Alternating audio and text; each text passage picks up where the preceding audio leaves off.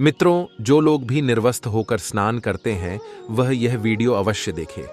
आज के इस वीडियो में आप सभी को पता चलेगा कि जो लोग निर्वस्त्र होकर स्नान करते हैं या ये 3 काम करते हैं तो उनको क्या भुगतना पड़ता है। क्या उन लोगों की मृत्यु बहुत जल्द हो जाती है। मित्रों, चलो मैं आप सभी को एक कथा के माध्यम से बताता हूँ, परंतु उससे पहले मैं भगवान श्री कृष्ण से आप सभी के लिए प्रार्थना करता हूँ कि हे प्रभु, जो भी इस वीडियो को सच्चे मन से पूरा देखे उसकी सभी मनोकामनाएं पूर्ण कर देना और उस पर कभी कोई बाधा मत आने देना। और साथ ही जो भी मनुष्य इस चैनल को सब्सक्राइब करे उसकी हमेशा रक्षा करना। मित्रों, चलो अब कथा को शुरू करते हैं और जानते हैं कि निर्वास्त होकर स्नान करने से क्या होता है। मित्रों, एक बार गरुड़ जी भगवान श्री कृष्ण के पास आते हैं और कहते हैं, हे प्रभु, आपने मुझे मनुष्य की जन्म से लेकर मृत्यु तक की सभी अवस्थाओं के बारे में बताया है। मनुष्य की मृत्यु के उपरांत किए जाने वाले सभी क्रियाओं के विषय में भी बताया है। किंतु हे प्रभु, मेरे मन में एक शंका उत्पन्न हो रही है जिसका निवारण केवल आप ही कर सकते हैं। भगवान श्री कृष्ण कहते हैं, हे गरुड़, तुम्हारे मन में जो भी शंका हो निसंकोच होकर पूछ लो। तुम्हारी हर शंका का समाधान करना मेरा कर्तव्य है। पक्षीराज, गरुड़ कहते हैं, हे प्रभु, अब मेरे मन में यह जानने की जिज्ञासा हो रही है कि मनुष्य को कौन से कार्य निर्वस्त्र होकर नहीं करने चाहिए। निर्वस्त्र होकर इन कार्यों को करने से मनुष्य को कौन सा पाप लगता है तथा इनके पीछे क्या कारण है।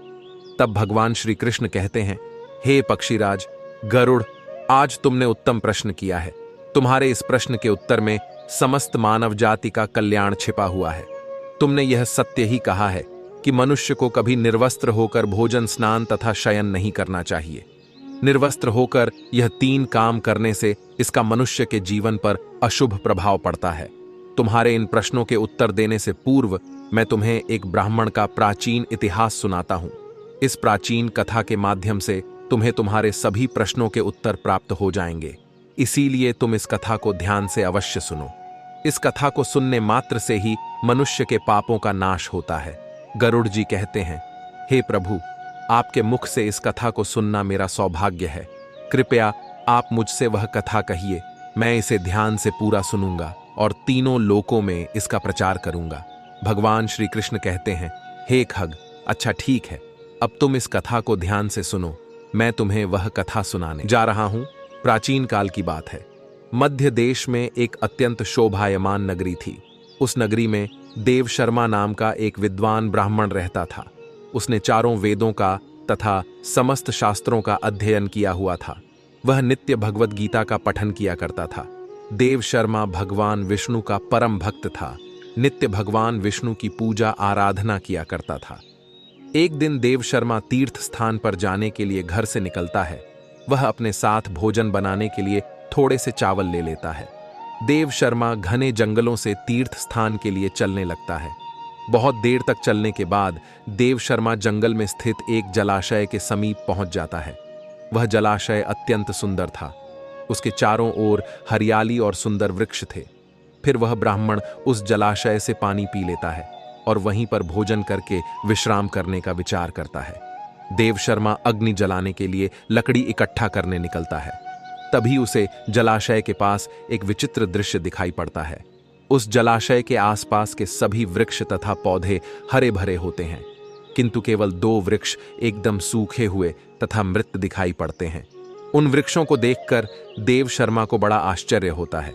वे इस प्रकार से सोचने लगता है, बड़ी ही विचित्र बात है। इस जंगल के सभी पेड़ पौधे हरे भरे हैं, किंतु यह 2 पेड़ तो एकदम से सूखे हुए हैं। इन पर ना तो पत्ते हैं और ना ही छाल है। इन वृक्षों की ऐसी हालत किस कारण से हुई? इतना सोचते हुए वह मन ही मन प्रसन्न हो जाता है और कहता है, चलो अच्छी बात है, आग जलाने के लिए सूखी लकड़ी का इंतजाम भी हो गया। देव शर्मा उन सूखे हुए वृक्षों के पास जाता है और उनकी टहनियां तोड़ने लगता है। तो अचानक उन वृक्षों से एक आवाज आती है, रुक जाओ ब्राह्मण, रुक जाओ, ये क्या अनिष्ट कार्य कर रहे हो। उस आवाज को सुनकर देव शर्मा चौंक जाता है और इधर उधर देखने लगता है और कहता है, कौन है, कौन आवाज दे रहा है? यहां पर तो मुझे कोई नहीं दिखाई पड़ रहा है। तुम जो कोई भी हो सामने आकर बात करो। फिर से एक बार आवाज आती है, हे ब्राह्मण देवता, हम तुम्हारे सामने ही हैं। आप ही हमें देख नहीं पा रहे हैं। देव शर्मा कहता है, हे भाई, तुम कौन हो और मेरे सामने कहां पर खड़े हो? मुझे तो कुछ भी दिखाई नहीं पड़ रहा है। फिर से वह आवाज आती है, हे ब्राह्मण देवता, आप जिस वृक्ष की टहनी तोड़ रहे हैं, मैं वही वृक्ष बात कर रहा हूं, किंतु आप मुझे पहचान नहीं पा रहे हो। देव शर्मा। ब्राह्मण घबरा जाता है और इधर उधर देखने लगता है तो उसकी दृष्टि उन दो पेड़ों पर पड़ती है। वह देखता है कि वे पेड़ मनुष्य की वाणी में बात कर रहे हैं। इस विचित्र घटना को देखकर देव शर्मा को बड़ा आश्चर्य हो जाता है। वह कहने लगता है, बड़ी ही विचित्र बात है, यह मृत पेड़ तो मनुष्यों की वाणी में बात कर रहे हैं। यह प्रभु की कैसी विचित्र लीला है। देव शर्मा उन मृत वृक्षों से कहने लगता है, हे वृक्षों, तुम कौन हो और तुम मनुष्य की वाणी में कैसे बात कर रहे हो और तुम्हें वृक्षों का शरीर कैसे मिला? तुम्हारे समीप इतना बड़ा जलाशय होने के बावजूद भी तुम सूखे हुए हो और बाकी सभी पेड़ पौधे हरे भरे हैं।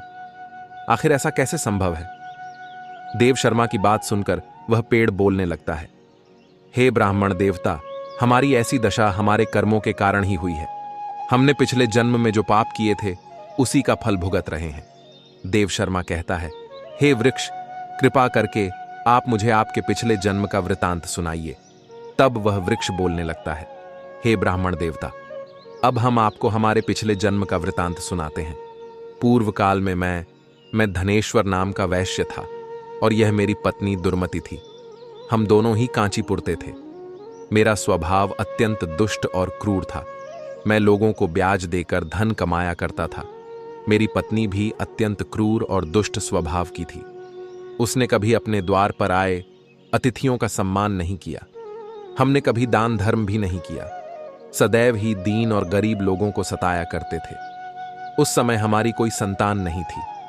हम दोनों ही संतान सुख प्राप्ति के लिए भोग विलास किया करते थे। हम निर्वस्त्र होकर स्नान किया करते थे और निर्वस्त्र होकर ही शयन किया करते थे।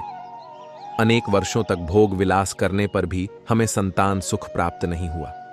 मैंने कभी अपने पूर्वजों के लिए श्राद्ध नहीं किया, कभी तर्पण नहीं किया, उनके लिए कभी दान धर्म भी नहीं किया, जिस कारण से मेरे सभी पूर्वज रुष्ट हो गए।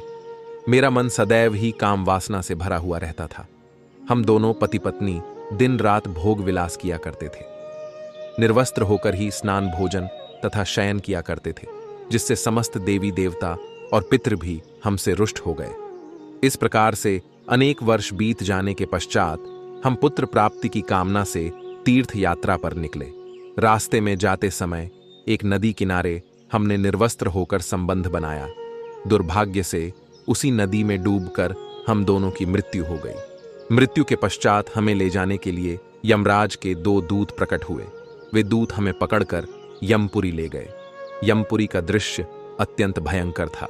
यमराज विशालकाय सिंहासन पर बैठे हुए थे और उनके पास चित्रगुप्त बैठे हुए थे, जो यमपुरी में आए हुए प्राणियों का लेखा जोखा निकाल रहे थे। जब मेरी बारी आई तो यम के दूतों ने मुझे यमराज के सामने खड़ा कर दिया। फिर चित्रगुप्त यमराज से कहने लगे, हे धर्मराज, इस वैश्य ने तो अपने जीवन में कभी कोई पुण्य का काम नहीं किया है। इसने अपने पूर्वजों का सदैव ही अनादर किया है। इसने सदैव ही निर्वस्त्र होकर स्नान भोजन तथा शयन किया है। इसीलिए यह केवल नरक जाने के ही योग्य है। इस प्रकार से चित्रगुप्त ने मेरे कर्मों का लेखा जोखा यमराज को बताया। यमराज मुझे देखकर कहने लगे, अरे दुष्ट, तूने तो कभी कोई पुण्य के काम नहीं किए हैं। तूने सदैव ही निर्वस्त्र होकर स्नान करके वरुण देवता का अपमान किया है। निर्वस्त्र शयन करके तूने अपने पूर्वजों को अपमानित किया है तथा निर्वस्त्र भोजन करके तूने अन्न का भी अपमान किया है। इसीलिए तुझे नरक में ही डाल दिया जाएगा। इस प्रकार से यमराज ने अपने दूतों को आज्ञा देकर मुझे नरक में डाल दिया। मेरे पश्चात मेरी पत्नी को यमराज के सामने लाकर खड़ा किया गया। उसे देखकर चित्रगुप्त ने कहा, हे धर्मराज, इस पापी स्त्री ने भी अपने पति की तरह कोई पुण्य का काम नहीं किया है। इसने भी निर्वस्त्र होकर ही स्नान भोजन तथा शयन किया है। इसने समस्त देवी देवताओं और पितरों का अपमान किया है। अतः यह भी नरक जाने के ही योग्य है। इस प्रकार से यमराज ने हमारे पाप कर्मों को देखते हुए हम दोनों को ही नरक में डाल दिया। नरक में सजा भुगतने के पश्चात हमें वृक्ष का शरीर प्राप्त हुआ।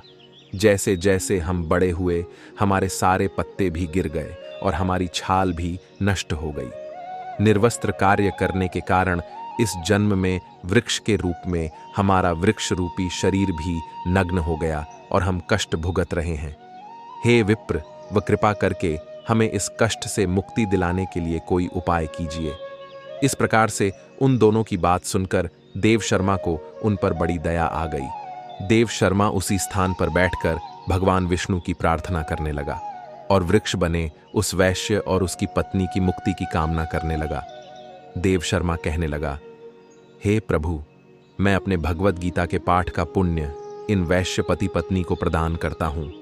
कृपा करके आप इन दोनों को मुक्ति प्रदान कीजिए। इतना कहते ही वे दोनों वृक्ष धड़ाम से टूटकर जमीन पर गिर पड़े और उसके अंदर से अत्यंत सुंदर वस्त्र परिधान किया हुआ वैश्य और उसकी पत्नी प्रकट हुए। फिर उस स्थान पर भगवान विष्णु के 2 पार्षद प्रकट हुए और उन दोनों को दिव्य विमान में बिठाकर दिव्य लोक को चले गए। इस प्रकार से भगवत गीता के पठन का पुण्य प्राप्त करके वह वैश्य और उसकी पत्नी दोनों को ही मोक्ष की प्राप्ति हुई। भगवान श्री कृष्ण कहते हैं, हे पक्षीराज, मनुष्य को कभी भी निर्वस्त्र होकर भोजन, शयन और स्नान नहीं करना चाहिए। निर्वस्त्र स्नान करने से जल के देवता वरुण का अपमान होता है।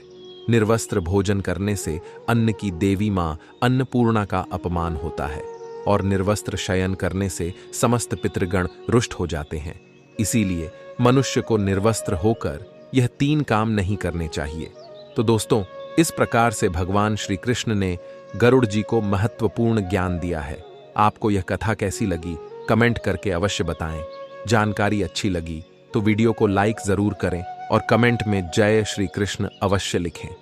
बाकी मित्रों, इस वीडियो को सभी के साथ शेयर भी अवश्य करें ताकि उन लोगों को भी इस गॉड रहस्य के बारे में पता चल सके। बाकी मित्रों, इस वीडियो को अगर आप सभी यहाँ तक अभी भी देख रहे हैं तो आप चैनल का इस वीडियो को यह तक देखने के लिए धन्यवाद।